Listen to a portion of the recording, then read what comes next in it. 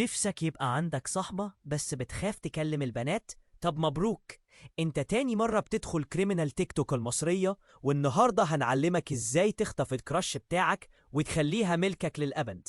أول خطوة، لازم تضيف أداة سحرية لترسانة الخطف بتاعتك. هات كاميرا احترافية وكام صاحبك يقفوا حواليك وانت بتخطفها. كل اللي حواليك هيقولوا ده بيصوروا فيلم ولا حاجة. يا مال، محدش هيبلغ البوليس ولا يفتح بقه. طب وبعدين؟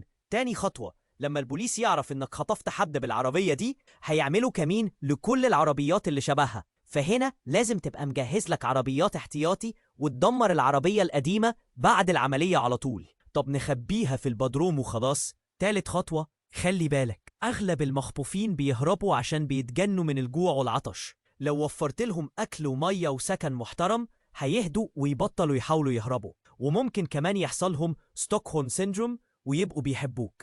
انت مش محقق عايز تعترف ولا قاتل مأجور يعني. خليك حنين شوية. عايز جزء تاني عن فنون الخطف المتقدمة؟ سيب كومنت تحت وما تنساش لايك وفولو.